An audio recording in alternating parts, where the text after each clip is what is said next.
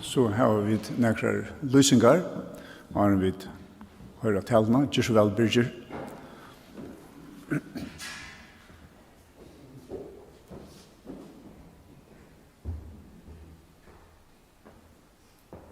Ja, god morgen. Det en løsning fra Sarepta. Vi gledes å kunne begynne familielivet 5 og i det. Godt har jeg vært onker at rett melde seg til køkken, meterhøtlene og røynger. Så det mangler folk i køkkenen og i meterhøtlene og røynger. Sarepta 28-4. Og la dere minnes til å be Herren om framvisa signet av store verk. Takk for det.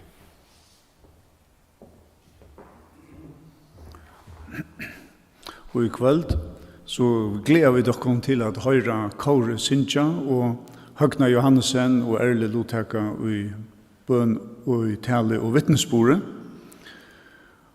Kåre vener til mentonar nottena frutja kvölde.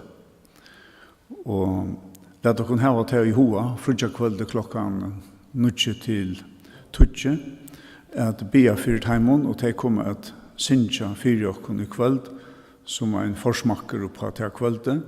Det er ekkert tøyande at bia ta kommer nek folk imsa stønne fra ur bøynon og ur ødgenon annars av møte. Og mykje kvölde ta har vi ta store glede at få vidjan ur nepo av tofton. Det en tørver av at samkommer vidja hver vi og samkommer vise at her gåar hver vi og vi så takksom for tikkon av tofton som Peter at hit vilja komme at vidja okon halsa dem her inne så at du kommer inn etter til en stor glede og til komme at til byrja mykje kvölde det var som Peter og Johans Hansen tar komme til oss om trivna og vøkster dels i søvelig høpe vi myndon, og i nødtøyer høpe antallet av vøkster i samkomne, så det en avhverdig totter som vi har bruk for at høyre, så vi er hjertelig velkommen, mye veldig av lort etter timen. Og så bønnerløtene kommet, bønnerløtene hever tro i kall og især. Sjåvand det første kallet at vi ødel by og fevne om okkara trobåre og samkommer kring allan heimen, nekver jo ensamatler til det første kallet. Men et annet kall at vi teka flere bønaløter vi til ødel og i husen om at heva oss når i egne bøybel og edja dem til bøn. Det et annet kall. Og det tredje kallet til at heva nekra bønaløter og i bilen om at djeva taimon vi kjenner og som kunne bia enn av bønaløter for å få at vi og jeg bia til jeg videre alt sammen om at hjelpa og stola taimon som ute av marskene og det eisne til at teka vi til de som ligger ensamme til sjukhuset eller etlesheimon, eller ensamme til heima. Til at de får samfella, de får samfella i bønene vi de som lengt her ute, om de får en luttland tøynda stoppa. Så la dere teka til kallet til okkara, vi brenta så nekvar til tennastene.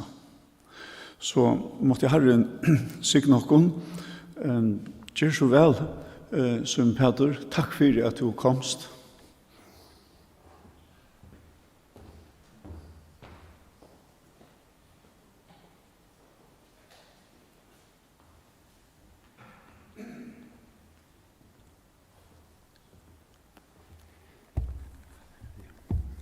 Det blir så kjøtt å køyre til havnar. Jeg husker jo meg til at hvis jeg skulle si akkurat her, så måtte jeg også færre. Jeg holdt gøyere tog. Hvor så var det mauer av å køyre hvis det var kjele vever til en stor brøyting. Annars har alltid hatt det godt av bønnerløft, han ligger av køksborden. Han skal være ved håndene. Vi kvarster i løgnekammer tjokken kan gå så lengt vekk. Men det godt som vi mynt av at her var bønalutna tjåkon. Jeg vet ikke hvordan du er oppliva hvis jeg løtene morgon. Jeg kom nok så tolje her. Vi leser om da Herren åpenberer seg for Moses,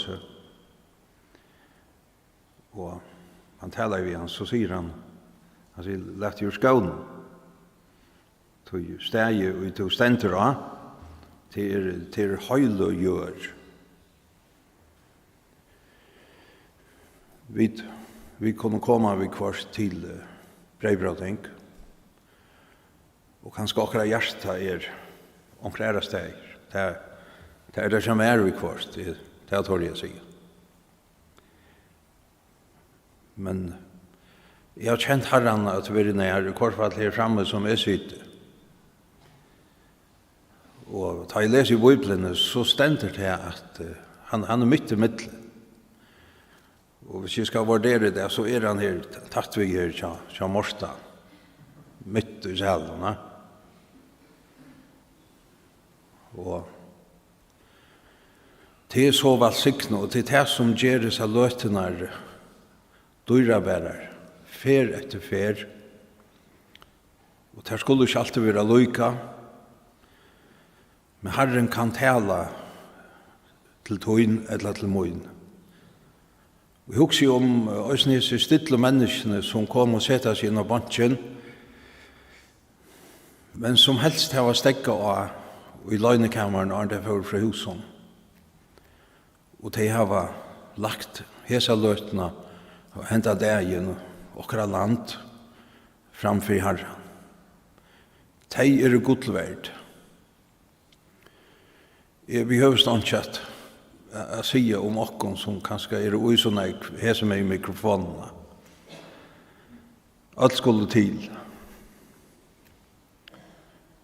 Og Herren ønsker å bruke okken alt.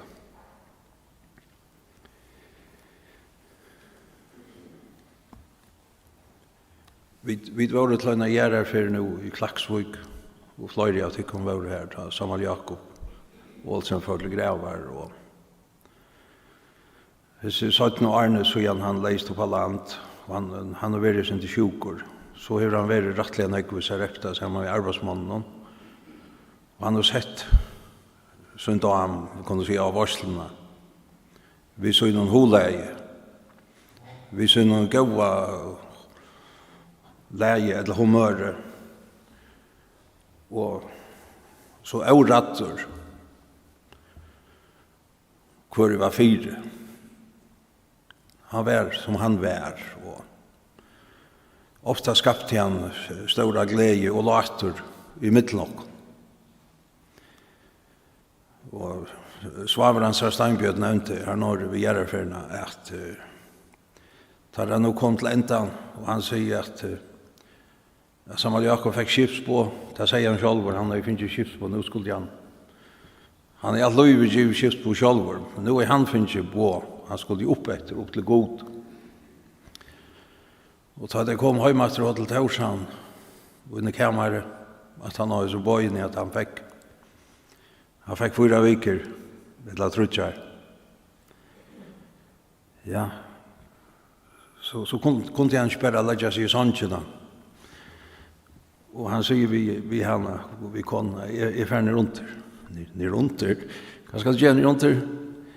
Han får ned og ta seg vi mennesker, halt så bankra. Så får han i middelenborene, og de som har vært ofte holdt tausan, de kjenner hva en annan. Og så vittnar jeg, og sier at han er i finnes på. Og jeg husker jo med seg veldig kraftene tid. Det er ikke alt som Samuel Jakob, og som er mennesker så veik, vi lenger tog, og orsker ikke hos håndjen, ja, som de som flyter. Men det er veldig kraftene som, ja, Steinbjørn sier at han øste, Samuel Jakob, han øste ur kjeltene. Lukket til sørste løte. Tid. Det det som det snur seg om. Så kunne vi sitte så still og fria de her som vi vilja av morgenmøtene. Men det som det snur seg om til å øyse ur kjeltene som Jesus Kristus. Ja, øyse ur kjeltene. Eller drekka seg autestan, som de platt å si før i forrige. Da det gikk mellom bygdene og kom til en kjelto, det var godt å drekka seg autestan.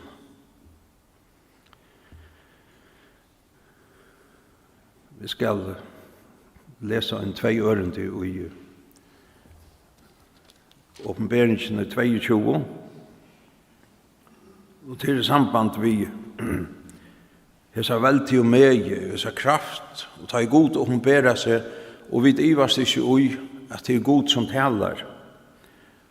Og vi leser nekk vi gjør åpenberingsna som Johannes fikk. Og så stender her i Åpenberingen kapittel 22, det første ørende. Det stender at han visste meg no livsvans ånda, skynande som krystall. Hon rann ut fra hasete Guds og lamsens. Og så stender han mitt av gøt og stegarens, og bav med en ånda, vær tre livsens, som bær 12 ferer avvokst. Kvann måna gav til avvoksen, blød træsens var tjaunen til grøying. Og vi leser etter at ikke bann skal være langer.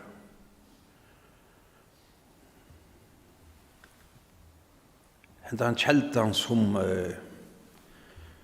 Samal Jakob var et så livande vittne om. Og kanskje omgang du mer inn nå til enda tar han leie årene inn. Vi drakk som at Johannes færdes av sjøvnene, og han ser inn til sjølvan fægeren i himmelen, inn til god. Og han ser livsvans ånda, hentan han veldig egen, og vi da var sikkert se hvordan mennesker har myndagjort, etter treer, røttene var bare med i en ånda. Og så et veldig tre. Og hans herre sa veldig flauene dit. Hon rann ut fra hasete Guds og lamsens. Hon rann ut fra hasete Guds og lamsens. Og det nekka som nøyot tjokken kjent her og som ja, så det å komme til disse kjeltene som vi bare leser om og som vi synes om. Og så det reglige å komme til kjeltene og at drekke av kjeltene som vattnen, som livande vattnen som alltid rønt og det ikke dolka. Jeg sa en sending ur Libanon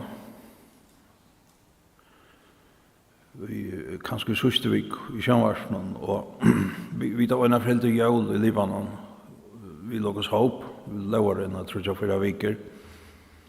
Og man blir gåer, vi menneskene, vi vet jo nekra kristna samkommer. Men vattnet i Libanon i det er så dolka at det var en smadrong som hei omkra sjuko, og mamman kunde ikke vaske honom vid vattnet som rann i kranen. Det var så dolka. Og så kunne vi ta oss om teater og fram. Og hvor det til, og hvor alt så skyte, og hvor negva stedet i heimen, og kanskje også når vi kvarter til åkken.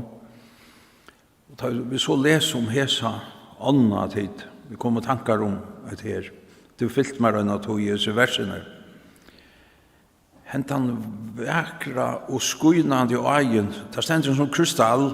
Hon renner, jeg tror jeg sier som mørk, ut fra hashet og gods, ut fra god til sjølven. Og hvis vi tenker en æra så renner hon til i Jøkken og Golgata. Her er god djevur til sjølven, som et løysegjald for okkom, og han kjeiper okkom atter til søgn. Og tre løsens som ber 12 fyrir avvøkst, og blød træsens var kjøvun til grøying, tid hentan ægen, hentan kjeldan, som kan grøva okras hår. Og vi husker om Herren Jesus, som han ferreist om det han og hva er det som brøtte menneskene tid? Ta vi lese om i alle skriftene, hva er det som brøtte, eller som brøyter mennesker? Jo, tid at vi kunne komme så nær til Herren Jesus, vi kunne sette okken tjonen, så brøyter han okra liv, eller vi legger okkna knæ frammanfyr i honom.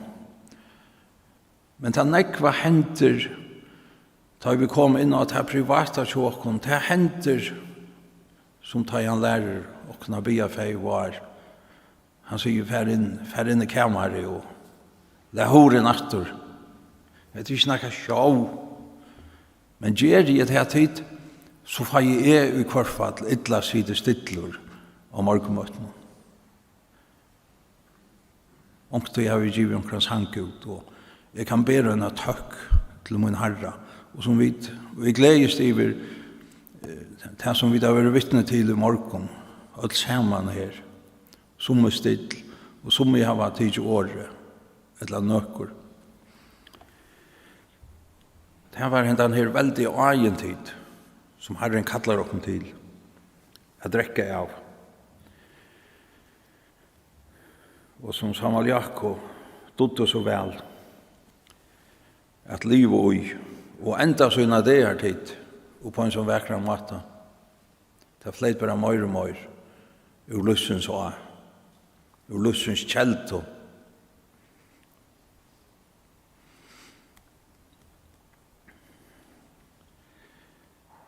jeg er ferdig at ta seg synder om fengavaktaren i Filippi.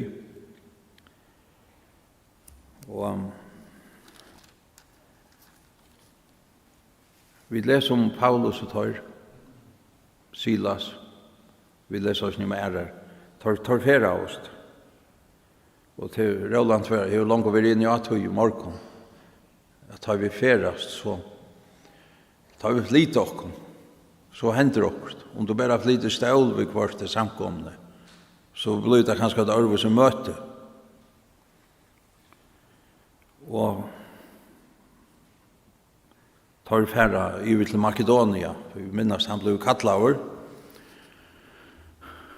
Og så færre står og tar komma til Filippi. Og så stender det at her var det noen mennesker som kom sammen. Og da jeg kom her, så er det jo som at det er mest kvinner som var sammen her. Og da kom sammen til bøn.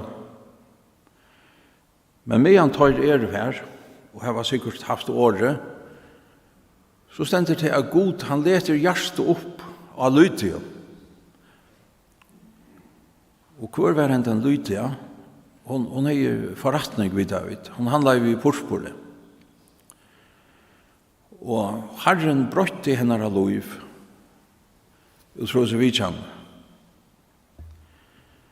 Og så er det tøyre til at jeg her, og det var sikkert en valgsikna samvære, sa Døymon. Men så hendte det her at en jenta gikk at han av Døymon.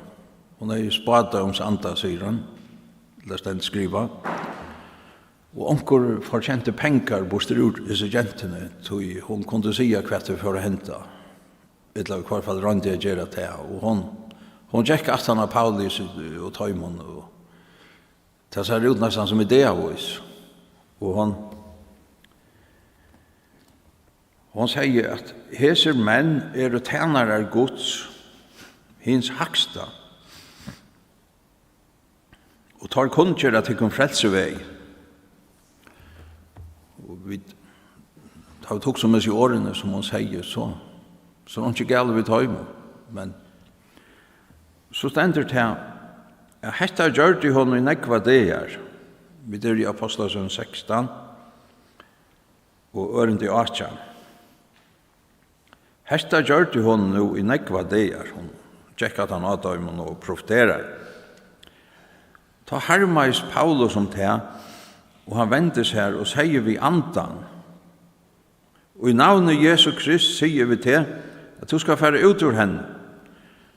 Og han får ut i sånne stund, altså hos en ande. Men ta i herrar hennaras høvo at ongen vevn var fyrir tøyme langer om inntøkko, tåg og tar Paulus og Silas og fyrir dreande vid tøymon av torget fyrir ivervaldene.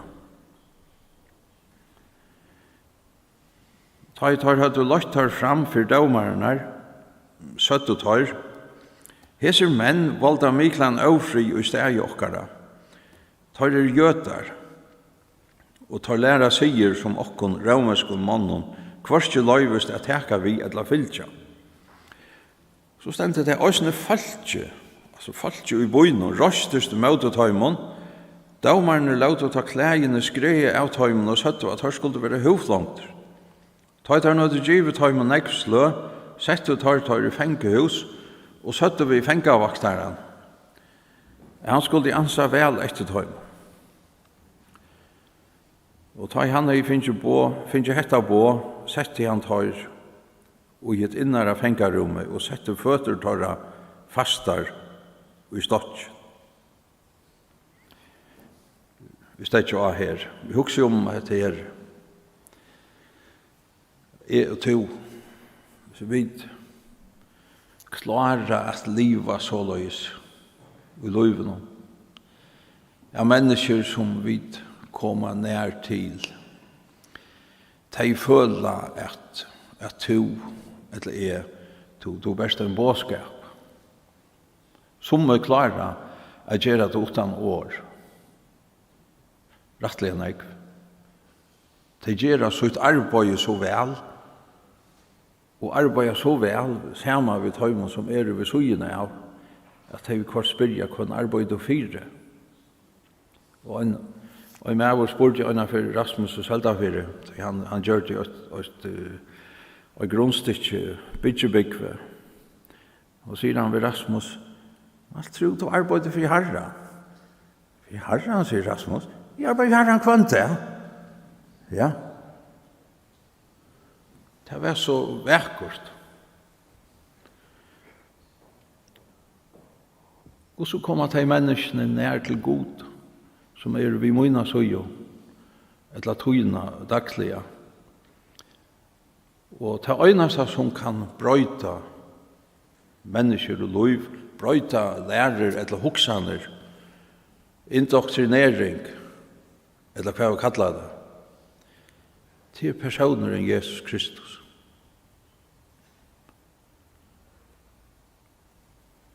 Og vi jo i sted hans her.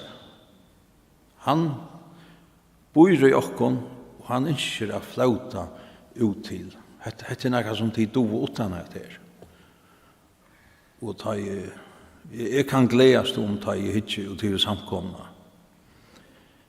Og suttja mennesker, suttja tikkene alt, hvor vi så en vittnesbord, som det stendt skriva, i New York sjálv. Og vi kunne fære ut i jøgn horena som vi mynta, og så lytja nokkur versk til røyar og boja etter okkur. Spurningren bare om jeg vil. Og Paulus tar våre såleis at lydia for at elska Jesus Kristus. Det har brøtt henne av lov. Men vi kan si at tar enda av skansan. Og ryggeren var sikkert oppriven. Tar vil du våga nekka. Og så vil jeg da sette faster og i stotjen av fengavaktaren. Og så henter det til utroliga tid. Det var ikke mye av samme lukna som Aljakob og synder vi etter. Det henter om midnatt. Ta Bau og Paulus og Silas og sunk og gode låsanger dit og fengande lust av etter tøyman. Av midnatt og tar var illa farner. Men tar slupp han ikke gjøre. Tar ble boltager i stotjen. Og slupp nok ikke opp av føtter en gang. Og så hender det her tid. Jeg tar færre synsja og bya. Det nekkar som høyrer med synsja, til hvert synsja. Vi minnes eldre menn her i bygden Tjokkom. De kom etter venen til Gonko. Det var ikke avvanligt at de sjunko. Og det var ganske særlig av nekri. De sjunko salmer, et eller vers. Nekva det er lagt som bød. Og så ble gamler, nå fleit ivor. De sjunko. Det hørtes nok så lenge han ved. Og fengan og lusta tid her i fangslen. Og så det at sin hjertskjolten kommer, som vi leser om. Nå skal det kjøtt fra å være livor. Det stender at ta kong knapplige større hjertskjolte. Og lunsjen dott og av, og fenga vakterne som i sove. Det var vanligt, må jeg si. Ta i hans sa dyr fengehusens åpnar, drøv hans svørsut og atle drepa seg sjálva. Ta røpte Paulus harst og sier, «Gjer tar han ikke møyn, vi jo atler her.» Og fengavaktaren var nå letta seg få ljøs, og han leip inn, og han fall skjelvande nye for Paulus og Silas. Og så låt han der ut, og han sier, han har bare en spurning, «Hvert skal jeg gjøre for at jeg kan være frelstor?» Det en valgsikna av spurninger. Hvert skal jeg gjøre for at jeg kan være frelstor? Det var det øyneste han spurte. Han hørt sangen også. Og han hørt bønene, og han ser ryttene av dem som var så vittla farner. Og allikevel, åtte av disse mennene hentet han låsangen til Herren og bønene. Og tar svære av og trygg av Herren Jesus Kristus, så skal to være frelstor, to og hustut. Tar tala av noen år hans herre til i huset hans herre, og han tog der til sånn om nottene og vaska i svarene, og han sjálv og all hans herre var vidt det samme døypt. Og han var nian i huset ute vid tøymen og sette der til bors, og han var glæver om han vid öllum søgnen var kommet til trygg var god. Og så det her at han skulle slippe leiser, og nå gjør Paulus vartvisse, og han sier, videre ram var ikke borgere, at de kunne ikke bare tvoi dokkene ut nesten som håndtar. Ta blir ut der som det benkner. Men så stender det her i enden av kapitlen om dit, da der færre av sted. Så fører tar ut ur fengehusen, og fører inn til Lydio. Dit. Så løsner virkar Herren. Hentan kvinnan som var kommet til trygg, bare nekra deir framan undan. Bonden i mittlen teg var bliven så sterk at han ville fære inn av gulvet til henne, og han tar fære vujar. Og man har en hjelp okkom som vi hittar fram etter, og som Roland sier, bæg i mittlen samkomnar, og i mittlen familjer, ja, vi må kjenne hver annan, og vi kunne vise hver nøren, kærløyga, og velvild og hjelp, ta i bruk for tog. Men Herren signa at ikon her, og samkomne her i Ebenezer, i Jesu navn. Amen.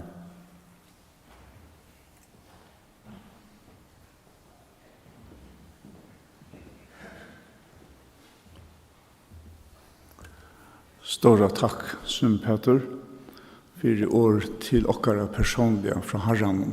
Skulle vi sammen takka Herren og bia.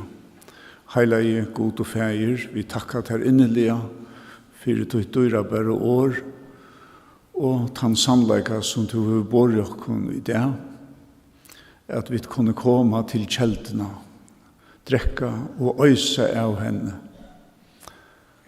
og at vi kunne færre gulvet til lydje, vidja hver annan, være gå kvart vi annan, og ta vi så være rønt, og være sett i fengehus og kjenne oss bonden og fjøtra, så kunne vi hovast alt bya og lovsynja, og ta alltid onker som høyrer, og onker som vil leide til trygg. Vi takkat her for ditt dyra bare år, Herre, og nå bya vi hit for landet okkara, og myndelægon, gjev taimon visdom og nøye at styra ratt. Vi bya særsterkliga at du lærer okkom føringar, at være ansen og verje okkom i måte korona. Og vi bya at land okkara framvis ver varst. Ta bya vid eisne fire okkara rujtje, Danmark og Grønlandet. Vi bya særsterkliga for Grønlandet at til landet ikke vil rakt, og at de kunne hava at her lever her norre og her sore som de atla. Og så ber vi det for Europa og heimenon, og særlig at heim og London som knegva under 17 og ikke megna, tog de fatak, og de har ikke orsk. Hjelp okkon her i Europa at senda hjelp til tarra, hver det så Vi takkat her, sikna kvart heim som var omboa. Vi ber for sundagsskolan og XL nere under, at du leder til å høre et år fra her som det var oppbyggt av. Vi takkat her og lovprysat her feir i himmelen. Vi ber for ødlom føringon av Kjekvi og landet, taimon som sjuk og taimon som nøvd Lad öll få en sikning fra her i det og et år fra her. Og i Jesu navn ber vi. Amen.